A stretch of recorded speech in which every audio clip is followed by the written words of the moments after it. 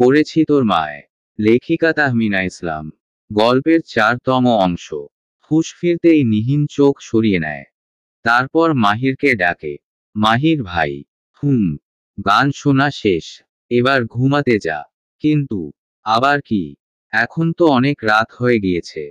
সিঁড়িতে অন্ধকার। নিহিনের কথা শুনে মাহির হো হো করে হেসে উঠে। নিহিন গাল ফুলিয়ে বলে, আপনি হাসছেন? হাসবো না তো কি করব? বাড়ির ভেতরেও ভয় পেতে হয়। এখনো তুই ভীতুই রয়ে গেলি। মাহিরের কথা শুনে নিহিন চলে যেতে নিবে তার আগেই মাহির হাত ধরে ফেলে। আর বলে, দাঁড়া, আমিও তোর সঙ্গে যাচ্ছি। নিহিন অভিমানী সুরে বলে, আমি একা যেতে পারবো, আপনাকে যেতে হবে না। কথায় কথায় এত রাগ করিস কেন নিহি? এত রাগ করলে হবে? এই বলে নিহিনের হাত ধরে নিচে নিয়ে যায় মাহির। নিহিন রুমে এসে দেখে মীরা ঘুমিয়ে পড়েছে। নিহিন মাহিরের দেওয়া প্যাকেটটা রেখে মীরার পাশে গিয়ে ঘুমিয়ে পড়ে। সকাল 8টা। মালিহা খান এসে নিহিনদের সবাইকে ডেকে গিয়েছেন নাস্তা করার জন্য। নিহিন উঠে ওয়াশরুমে যায়। মীরা টেবিলের উপর একটা প্যাকেট দেখে সেটা উল্টে পাল্টে দেখতে থাকে। আর ভাবে, কাল তো এখানে কোন প্যাকেট ছিল না। এটা কোত্থেকে এলো? নিহিন বের হতেই মীরা জিজ্ঞেস করে, এটা কি নিহিন? নিহিন দৌড়ে এসে প্যাকেটটা হাতে নেয়। আর বলে, এটা মাহির ভাই দিয়েছে কালকে। ও আচ্ছা। তুই কালকে রাতে কই ছিলি? আমি তো এসেই ঘুমিয়ে পড়েছিলাম। একটু পর ঘুম ভাঙতেই দেখি তুই নেই।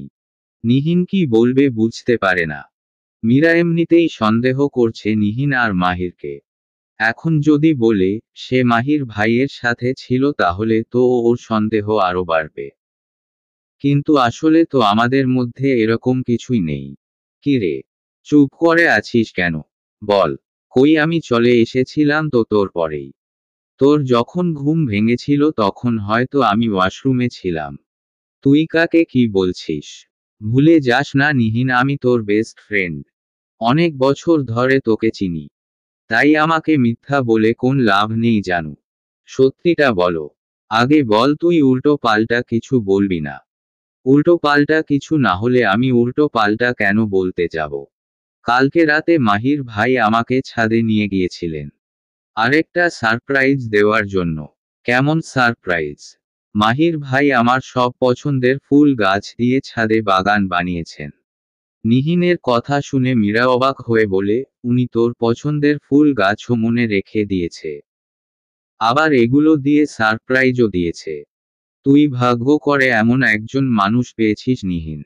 এগুলো দিয়েই শেষ নয়, আবার গিফটও দিয়েছে। নিহিন বলে, কিন্তু এসবে আমি গলছি না। উনি আমাকে যে কষ্টটা দিয়েছেন সেটার তুলনায় এসব কিছুই না। তুই হয়তো উনাকে ভুল বুঝছিস নিহিন। হয়তো উনি যেতে বাধ্য হয়েছিলেন। তখন না হয় তুই ছোট ছিলি তাই বুঝিসনি। কিন্তু এখন তো তোর বুঝার কথা। আজকে তোর 18তম জন্মদিন। 18 বছর হয়ে গেছে তোর। এখনো এসব জেদ ধরে বসে থাকবি? তোর হয়তো মনে হচ্ছে আমি জেদ করছি। কিন্তু বিশ্বাস কর, আমার জায়গায় থাকলে তুই কখনো এটা বলতি না। উনি চলে যাওয়ার পর আমি অনেক বছর কষ্ট পেয়েছি। নিজের মনে পাথর চাপা দিয়ে রেখেছি। আমার অনেক ইচ্ছে করতো উনার সাথে কথা বলার। অনেক মিস করতাম আমি উনাকে। মানলাম আমি তখন রাগ করে উনার সাথে অনেকদিন কথা বলতে চাইনি। কিন্তু তাই বলে উনিও আমার সাথে আর কথা বলবেন না? উনি তো পারতেন আমার সাথে জোর করে কথা বলতে। আমাকে বুঝাতে পারতেন। কিন্তু উনি সেটা করেননি। আর যদি ধরেও উনি যেতে বাধ্য হয়েছিলেন, সেটা কি উনি আমাকে বলতে পারতেন না? তখন আমাকে কারণটা না বলা গেলেও পরে কি আমাকে বলতে পারতেন না? উনি কি আমাকে একবারও সেটা বলার চেষ্টা করেছেন? কালকেও তো চাইলো উনি ছাদে বলতে পারতেন। কিন্তু উনি বলেননি। আমি বুঝতে পারছি তোর দিকটাও, কিন্তু কোন কিন্তু না? তুই একদম উনার হয়ে কথা বলবি না। তুই আমার বেস্ট ফ্রেন্ড নাকি উনার? আচ্ছা বাবা, ঠিক আছে। আর কিছু বলছি না আমি। এই বলে মীরা রুম থেকে বেরিয়ে যায়। মীরা চলে যেতেই নিহিন প্যাকেটটা খুলেই দেখতে পাই প্যাকেটে একটা কালো শাড়ি আর কয়েক ডজন চুড়ি। নিহিন তো জিনিসগুলো দেখে অবাক হয়ে যায়। মাহির ভাই আমাকে শাড়ি দিয়েছে, কিন্তু আমি তো শাড়ি পরি না। তারপর নিহিন শাড়িটা গায়ে লাগিয়ে আয়নায় দেখতে থাকে। তখনই শাড়ির ভাঁজ থেকে একটা চিরকুট নিচে পড়ে। নিহিন চিরকুটটা তুলে পড়ে। চিরকুটে লেখা, আজ তো তোর 18তম জন্মদিন। আমার সেই ছোট্ট নিহি পাখিটা এখন অষ্টাদশী। তাই তোকে এই শাড়িটা দিলাম, আর সাথে ম্যাচিং চুড়িও দিয়েছি। আমার বিশ্বাস তোকে এই শাড়িটা পরলে মায়াবতী লাগবে। কখনো ইচ্ছে হলে পরিস। চিরকুটটা পরে নিহিন মুচকি হাসে। সাথে সাথে চুড়িগুলো হাতে পরে নেয়। কিন্তু সে জানেই না কেউ তাকে লুকিয়ে লুকিয়ে দেখছে। নিহিন চুড়িগুলো খুলে শাড়ি সহ আবার প্যাকেটের ভেতর ঢুকিয়ে রাখে। চিরকুটটাও যত্ন করে রেখে দেয়। তারপর সে নাস্তা করতে চলে যায়। সবাই নাস্তা করতে বসে পড়েছে। মালিহা খান বলেন, কখন ডেকে এলাম? এতক্ষণে আসলি? আয় এখানে এসে বসো।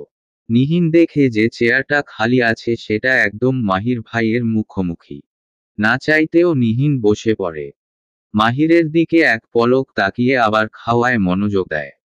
আর অন্যদিকে আরিয়ান কিছুক্ষণ পর পরই মীরাকে দেখছে। মীরা ব্যাপারটা খেয়াল করে লজ্জা পায়। আর নিহিন মীরার লজ্জায় রাঙা মুখটা দেখে অনেক মজা পায়। নৌশিন বলে, আপু তুমি হাসছো কেন? নৌশিন কথাটা বলতেই সবার নজর যায় নিহিনের দিকে। মাহির প্রশস্ত নেত্রে নিহিনের দিকে তাকায়। নিহিন ভ্যাবাচেকা খেয়ে বলে, আমার একটা হাসির কথা মনে পড়ে গিয়েছে তাই হাসছি। আর মনে মনে নৌশিনকে বকতে থাকে। আদিল বলে, আমি সেদিন থেকেই তোর অদ্ভুত বিহেভিয়ার লক্ষ্য করছি। আমি নিশ্চিত তোর মাথায় সমস্যা হয়েছে।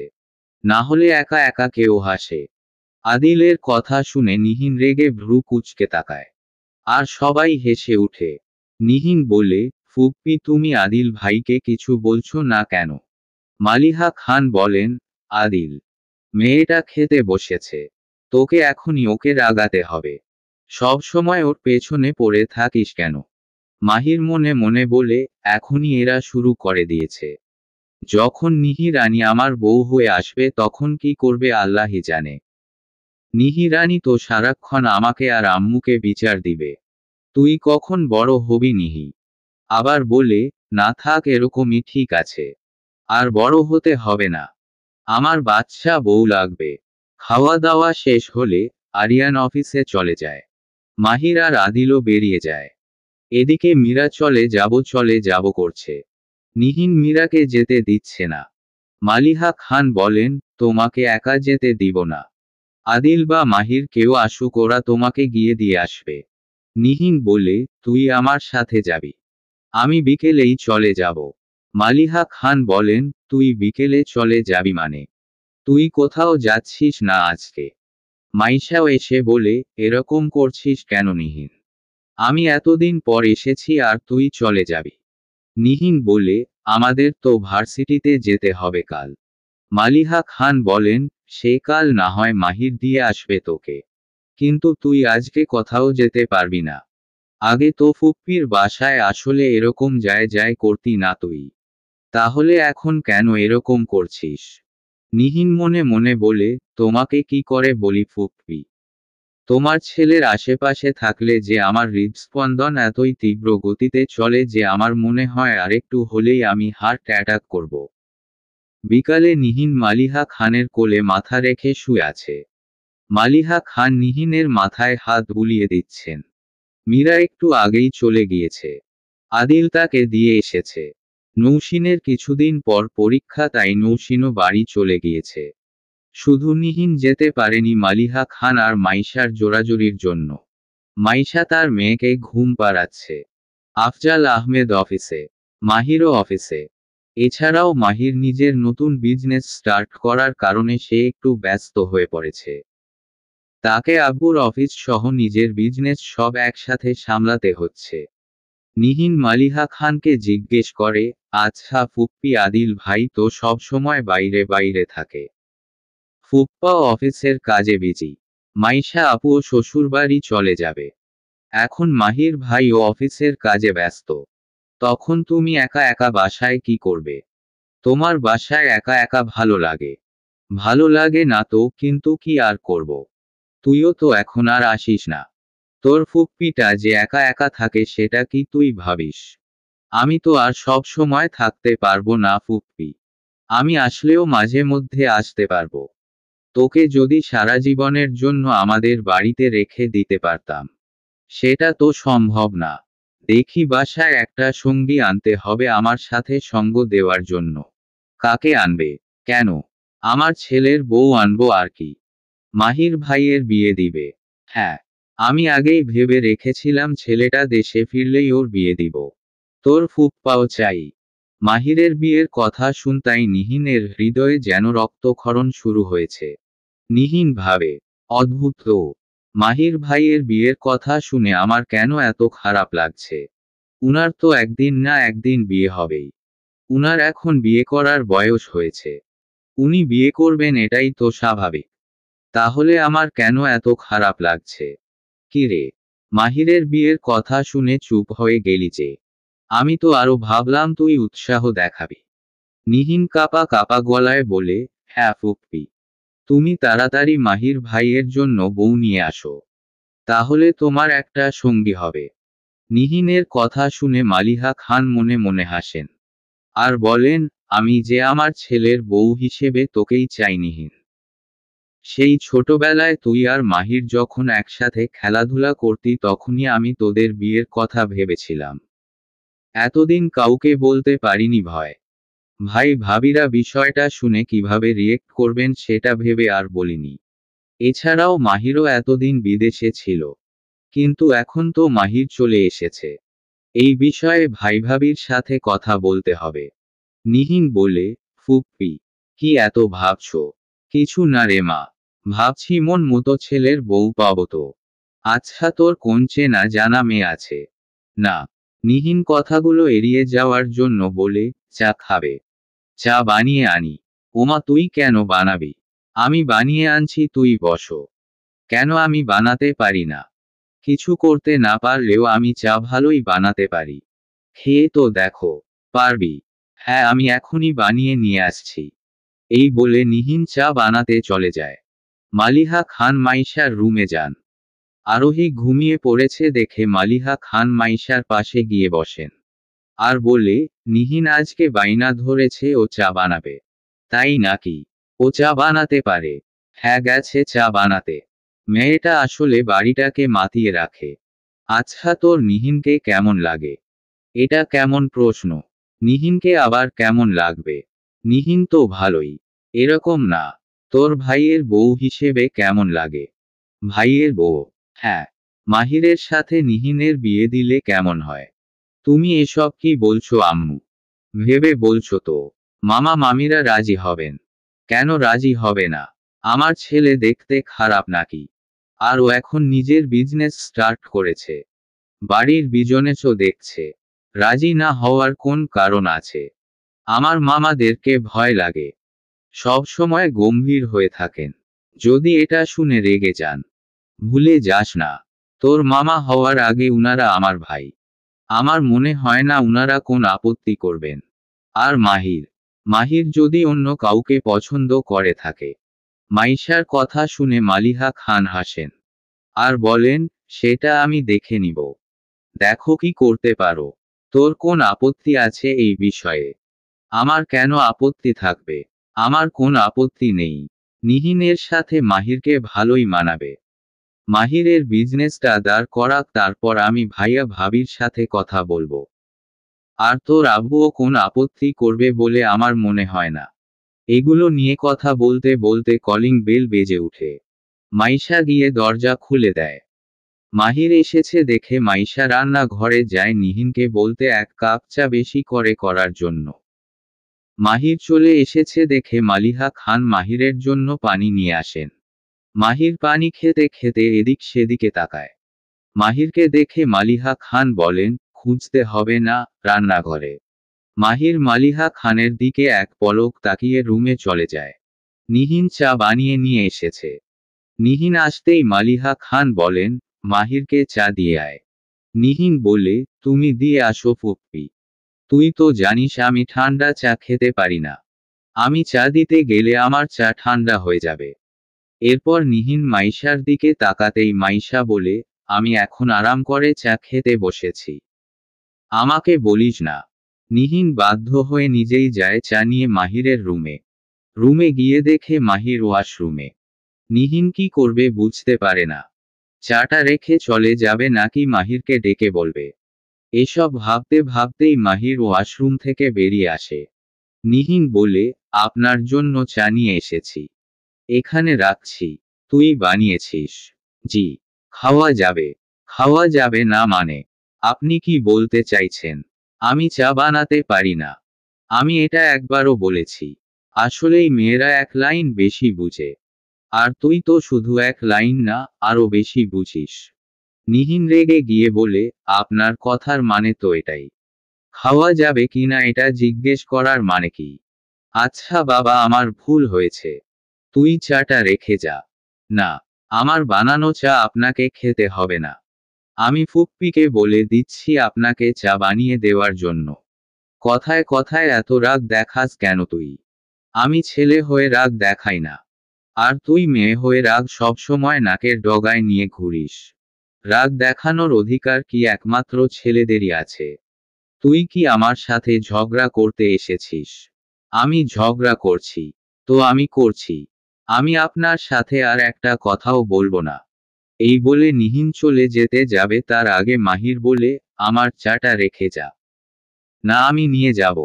মাহির একটু গম্ভীর গলায় বলে, নিহি, এখন বেশি হয়ে যাচ্ছে কিন্তু। নিহিন মাহিরের কথা শুনে একটু ভয় পায়। তাই সে চাটা রেখেই বিড়বিড় করতে করতে রুম থেকে বেরিয়ে যায়। নিহিনের এসব কাণ্ড দেখে মাহির মুচকি হাসে। আর বলে, পাগলি কোথাকার। নিহিন ডাইনিংয়ে আসতেই মালিহা খান বলেন, এতক্ষণ লাগে চা দিয়ে আসতি? তোর চা এতক্ষণে শরবত হয়ে গেছে। নিহিন বলে, সব তোমার ছেলের দোষ। আমার ছেলে আবার কি করলো? উনি আমাকে জিজ্ঞেস করছেন এই চা খাওয়া যাবে কিনা। তুমি বলো ফুপ্পি, এই কথাটার মানে কি? আরে ও তোর সাথে মজা করেছে। তুই এত রেগে যাচ্ছিস কেন? তখন চা হাতে মাহির আস্তে আস্তে বলে, তোমার ভাতিজি তো রাগ সব সময় নাকের ডগায় নিয়ে ঘুরে। আহা মাহির, মেয়েটাকে এভাবে রাগাচ্ছিস কেন? ও কত সুন্দর চা বানিয়েছে। আমিও তো এত ভালো চা বানাতে পারি না। মাহির মনে মনে বলে, সুন্দর করে কথা বললে তো আমার সাথে একটা কথাও বলতে চাই না। তাই ওর সাথে কথা বলার এটাই একমাত্র উপায়। যতদিন ও আমার উপর অভিমান করে থাকবে ততদিন এটাই চলবে। মালিহা খান বলেন, নিহিন মা, তুই এখানে এসে বসো। আমি তোর জন্য চা করে নিয়ে আসছি। তোমার যাওয়া লাগবে না ফুপ্পি, আমি নিয়ে আসছি। নিহিন চলে গেলে মাহির মালিহা খানের পাশে এসে বসেন। মালিহা খান মাহিরের মাথায় গাঁটটা মেরে বলেন, আমার মেয়েকে একদম জ্বালাবি না। মাইশা বলে, ও কথায় কথায় রেগে যায়, তাই ওরা ওকে আরো বেশি জ্বালানোর সুযোগ পায়। মাহির বলে, আচ্ছা, তোমার মেয়েকে এখন আর জ্বালাচ্ছি না। নিহিন চা নিয়ে আসতেই মালিহা খান বলেন, তুই উঠো, আমার মেয়েকে বসতে দে আমার পাশে। আর তোমার ছেলে যে এত বছর পর আসলো, মেয়েকে পেয়ে আর ছেলেকে লাগবে না। আচ্ছা ঠিক আছে, আমি মাঝখান বসছি আর তোরা দুজন দু পাশে বসো। নিহিন তুই এই পাশে আয়। নিহিন পাশে এসে বসে। আর মাইশা ওদের দুজনের কাণ্ড দেখে হাসছে। আর মনে মনে বলে, সত্যি ওদের দুজনকে ভালোই মানিয়েছে। এই ব্যাপারটা এতদিন কেন আমার মাথায় আসলো না। তখন মাইশাও একটু মজা করে বলে, তাহলে আমি কোথায় বসবো? আমি কি তোমার মেয়ে না? মাইশার কথা শুনে সবাই হেসে উঠে। গোধূলি বিকেল। নিহিন বেকনিতে দাঁড়িয়ে আছে। এমন সময় পেছনে থেকে একটি পুরুষালী কণ্ঠ ভেসে আসে। এখানে একা একা এভাবে দাঁড়িয়ে আছিস কেন? নিহিন নিশ্চুপ। একবারের জন্য সে মাহিরের দিকে তাকায়নি। যেরকম দাঁড়িয়ে ছিল সেরকমই দাঁড়িয়ে আছে। মাহির নিহিনের পাশে গিয়ে দাঁড়ায়। মন খারাপ? মুখটা এত উদাসীন লাগছে কেন? বের হবি? কথাটা বলতেই নিহিন মাহিরের দিকে এক পলক তাকায়। আর ভাবে, উনি কিভাবে বুঝলেন আমার বের হতে ইচ্ছে করছে? কি ভাবছিস? আমি কি করে বুঝলাম? নিহিন দ্বিতীয়বারের মতো অবাক হয়। এই লোকটা এখনো আমাকে এত ভালো বুঝে, অথচ 6 বছর ধরে উনার সাথে আমার কোন যোগাযোগই হয়নি। রেডি হয়ে নে, আমি আসছি। রেডি হব মানে? কোথায় যাব? গেলেই দেখতে পাবি। আমি যাব না কোথাও। কেন যাবি না? আমি জানি তোর ঘুরতে যেতে ইচ্ছে করছে। এখন যদি কথাটা আদিল বা আরিয়ান বলতো লাফিয়ে লাফিয়ে চলে যেতি। আমি নিয়ে যাব বলছি তাই যেতে চাইছিস না। আমি তোকে জোর করব না। যদি যেতে চাস তাহলে রেডি হয়ে আমার রুমে আসিস। মাহির কথাগুলো বলে রুমে এসে রেডি হয়। কারণ মাহির জানে নিহিন আসবে। 15 মিনিটের মধ্যেই নিহিন রেডি হয়ে চলে আসে। রুমের বাইরে দাঁড়িয়ে উকি দিচ্ছে। মাহির বলে, ভেতরে আয়। চোরের মতো এভাবে উকি দিচ্ছিস কেন? কথাটা শুনেই নিহিন ভ্যাবাচেকা খেয়ে যায়। ধীর পায়ে ভেতরে যায়। নিহিন ভেতরে আসতেই মাহির নিহিনের দিকে তাকায়। নিহিনের রূপলাবণ্যে মাহির অভিভূত হয়। নিহিন একটা কালো রঙের জামা পরেছে, সাথে ম্যাচিং হিজাব। ফর্সা গায়ে কালো রঙের জামাটা আঁকড়ে ধরেছে। মাহির বেসামাল হয়ে পড়ে। আর সে ধীর পায়ে নিহিনের দিকে এগোতে থাকে। মাহির যত সামনে আগাচ্ছে নিহিন তত পেছাচ্ছে। মাহির যত কাছে আসছে নিহিনের হৃদস্পন্দন তত তীব্র গতিতে চলছে। মুখ দিয়ে যেন কোন কথাই বের হতে চাইছে না। একসময় নিহিন পেছাতে পেছাতে আলমারির সাথে ধাক্কা খায়। মাহির আরও কাছে আসতেই নিহিন চোখ বন্ধ করে নেয়। বুকের ভেতর টিপ টিপ করছে। সর্বাঙ্গে কেঁপে কেঁপে উঠছে। ঠোঁটগুলো থরথর করে কাঁপছে। নিহিনের অবস্থা দেখে মাহির মুচকি হাসে। আর মনে মনে বলে, তোকে এত সুন্দর লাগছে কেন নিহি? তুই কি বুঝিস না তোকে এভাবে দেখলে আমার নিজেকে সামলানো কষ্ট হয়ে যায়? কখন যে তোকে নিজের করে পাবো? তুই যদি সব সময় এভাবে আমার সামনে আসিস তাহলে যে কোনোদিন আমি তোকে তুলে নিয়ে গিয়ে বিয়ে করে ফেলবো আমি জানি না। তারপর মাহির একটু দূরে সরে আসে। নিহিন ধীরে ধীরে চোখ খুলে। মাহির বলে, কি হয়েছে তোর? সর এখান থেকে। আমি আলমারি থেকে জিনিস নিব। নিহিন সরে আসে আর জোরে একটা শ্বাস নেয়। মাহির আলমারি খুলে বলে, দেখ তো আমাকে কোন শার্টে ভালো লাগবে। যেটা পরেছি এটাই থাকবে নাকি আরেকটা পরব? নিহিন এবার মাহিরের দিকে ভালোভাবে তাকায়। মাহির একটা ব্লু শার্ট পরেছে, আর জিন্স প্যান্ট। নিহিন মুগ্ধ হয়ে বিড়বিড় করে বলে, আপনি যেটাই পরেন তাতেই আপনাকে ভালো লাগে। মাহির বলে, কিছু বললি? না, বলছি যেটা পরেছেন সেটাই তো ঠিক আছে। আবার চেঞ্জ কেন করবেন? এটা পরার পর মনে হচ্ছে আমাকে ভালো লাগছে না। তাই তোর কাছেই জিজ্ঞেস করছি। এটা ভালো না লাগলে কালো শার্টটা পরতে পারেন। ঠিক আছে। মাহির শার্ট খুলতে যাবে তার আগেই নিহিন বলে, কি করছেন? শার্ট খুলছি। দেখছিস না? আমাকে বের হতে তো দিন। কেন তোর সামনে শার্ট পরলে কি সমস্যা? আমি কি মেয়ে নাকি, যে তোর সামনে চেঞ্জ করতে পারবো না?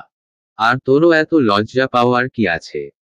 এই বলে মাহির আবার শার্ট খুলতে যাবে নিহিন উল্টো দিকে ঘুরে যায়। নিহিনের কাণ্ড দেখে মাহির হাসে। আর বলে, পরে আমার লজ্জাবতী রে। এটা বলতেই নিহিন দৌড়ে রুম থেকে বেরিয়ে যায়। নিহিন বেরিয়ে যাওয়ার পর মাহির বলে, এখনই এত লজ্জা পাচ্ছিস, বিয়ের পর কি করবি? নিহিন বাইরে বের হতেই মালিহা খান দেখতে পান। মালিহা খান নিহিনের দিকে ভ্রু কুঁচকে জিজ্ঞেস করেন, কিরে তুই কোথায় যাচ্ছিস?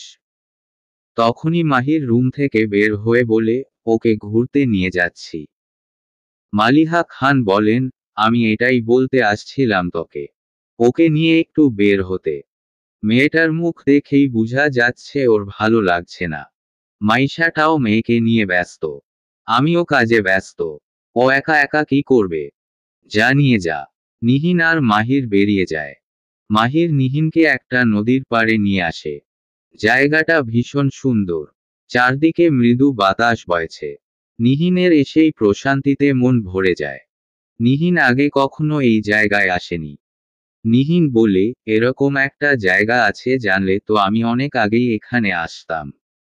জায়গাটা কত সুন্দর। মাহির বলে, না আসলে মিস করে ফেলতি। ধন্যবাদ মাহির ভাই। মাহির মুচকি হাসে। আর বলে, ধন্যবাদ দিতে হবে না। তুই খুশি থাকলেই আমি খুশি। তোকে আমি উদাস দেখতে চাই না। যখনই মন খারাপ হবে, ঘুরতে যেতে ইচ্ছে করবে, সাথে সাথে আমাকে বলবি। ঠিক আছে। নিহিন হ্যাঁ সূচক মাথা নাড়ায়। আর মনে মনে বলে, আপনাকে যত দেখছি তত অবাক হচ্ছি মাহির ভাই। ভেবেছিলাম আপনি হয়তো আর আগের মতো নেই। কিন্তু আপনি আমাকে বারবার ভুল প্রমাণিত করছেন। এখনো আপনি আমার আবদার পূরণে ব্যস্ত। তাহলে কি আমি আপনাকে ভুল বুঝেছি? কি ভাবছিস? চল সামনে যায়। এই বলে মাহির নিহিনের হাত ধরে সামনের দিকে এগিয়ে যায়। মাহিরের হাত ধরে হাঁটতে নিহিনের ভালো লাগছে। তার অদ্ভুত অনুভূতি হয়, আর সে মনে মনে ভাবে আদিল ভাইয়া, আরিয়ান ভাইয়া ওরা আমাকে স্পর্শ করলে তো আমার এই অদ্ভুত অনুভূতিটা হয় না। আপনি স্পর্শ করলেই কেন আমার এই অনুভূতিটা হচ্ছে? কেন এত ভালো লাগছে? ইচ্ছে করছে সারা জীবন এভাবেই আপনার হাত ধরে হাঁটি, কিছুক্ষণ হেঁটেই সামনে কাপল দেখতে পাই। তারাও একে অপরের হাত ধরে হাঁটছে। ওদের দেখেই নিহিন মাহিরের দিকে তাকায়। কিন্তু সে মাহিরের অভিব্যক্তি বুঝতে পারল না। মাহির জিজ্ঞেস করে, কি খাবি বল? নিহিন সামনে ঝালমুড়িওয়ালা দেখেই বলে, ঝালমুড়ি খাবো। ঠিক আছে চল। নিহিন ঝালমুড়ি খেতে খেতে মাহিরকে জিজ্ঞেস করে, আপনি খাবেন না? না, তুই খা। ঝালমুড়িওয়ালা বলে, মামা ভাবি যখন খেতে বলছে খেয়ে নেন। এটা বলতেই নিহিন আর মাহির দুজন দুজনের দিকে তাকায়। মাহির একটু কেশে উঠে। নিহিন কিছু বলতে যাবে তার আগেই মাহির বলে, ঠিক আছে দিন। ঝালমুড়িটা নিয়ে মাহির সামনের দিকে এগিয়ে যায়। নিহিন বলে, আপনি উনাকে কিছু বললেন না কেন? কি বলবো? উনি যে ভুল ভাবছেন সেটা বললেন না কেন? মাহির বিড়বিড় করে বলে, ঠিকই তো ভাবছে। কি হলো? কিছু বলছেন না কেন? উনি যদি এটা ভেবে একটু আনন্দ পেয়ে থাকে, তাহলে উনাকে একটু আনন্দ পেতে দে না। ভুল বুঝে আনন্দ পাবে। তোর যদি এত সমস্যা হয় তুই গিয়ে বলে আয়। যা। নিহিন আর কিছু বলে না। যাচ্ছিস না কেন? এখন আবার গিয়ে বললে উনি কি ভাববেন? তাহলে চুপ থাক। মাহির একটা বেঞ্চে গিয়ে বসে পড়ে। আর পায়ের উপর পা তুলে ঝালমুড়ি খেতে থাকে। আর নিহিন চারপাশে ঘুরতে থাকে। নিহিনকে দেখে দুটো ছেলে বলে, একা একা ঘুরছো কেন? আমাদেরও একটু সাথে নাও। নিহিন মাহিরের দিকে তাকায়। কিন্তু মাহিরের কোন ভাবাবেগ দেখা গেল না। নিহিন এবার রেগে যায়। নিহিন সেখান থেকে চলে আসতে যাবে তখনই ছেলে দুটোর মধ্যে একজন আবার বলে, অফ দেখতে আগুন। এবার মাহিরের চোখ দুটো রক্তিম বর্ণ ধারণ করে। হাত মুষ্টিবদ্ধ করে। ছেলেটা আরো কিছু বলতে যাবে আকস্মাৎ ছেলেটার গালে থাপ্পড় পড়ে। মুখ তুলে তাকাতেই মাহিরের রক্তাভ চোখ দেখে ভয় পেয়ে যায়। মাহির চোখ মুখ শক্ত করে বলে, মেয়ে দেখলেই সঙ্গ দিতে ইচ্ছে করে। ছেলে দুটো দৌড়ে পালিয়ে যায়। নিহিন তো এসব দেখে অবাক। সে প্রথমে মাহিরকে দেখে ভেবেছিল মাহির কিছু বলবে না। কিন্তু মাহির মেরেছে দেখে তার মনে মনে আনন্দ হচ্ছে। মাহির দাঁতে দাঁত চেপে বলে, এত সেজেছিস কেন? কাকে দেখানোর জন্য? এভাবে সেজেগুজে ঘুরলে তো ছেলেদের চোখে পড়বেই। আর যেন তোকে সাজতে না দেখি। মাহিরের কথা শুনে নিহিনের চোখে জল চলে আসে। নিহিন কাপা কাপা গলায় বলে, কার জন্য সাজবো আমি? এসব কি বলছেন আপনি? আর আমি কোথায় এত সেজেছি? হালকা একটু লিপস্টিক দিয়েছি আর কিছুই তো দিইনি। নিহিনের চোখে জল দেখে মাহির বুঝতে পারে সে রাগের মাথায় উল্টো পাল্টা বলে ফেলেছে।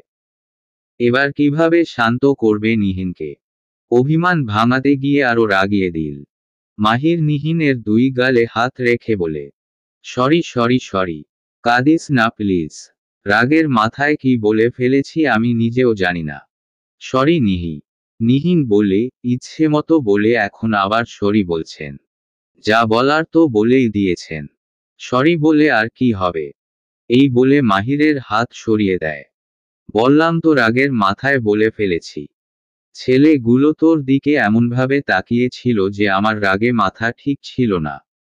প্লিজ নিহি আমাকে ভুল বুঝিস না। ঠিক আছে। এখন চলুন বাড়ি যাব। কেন? আর ঘুরবি না? আমার উপর রাগ করেই চলে যেতে চাচ্ছিস? না। এখানে আর ভালো লাগছে না। অন্য কোথাও যাবি? না। সন্ধ্যা হয়ে গিয়েছে। অন্ধকার হয়ে যাচ্ছে। ফুপ্পি চিন্তা করবে। তুই আমার সাথে আছিস। আম্মু কোন চিন্তা করবে না। না। প্লিজ বাড়ি চলুন। আচ্ছা ঠিক আছে। চল। চলবে।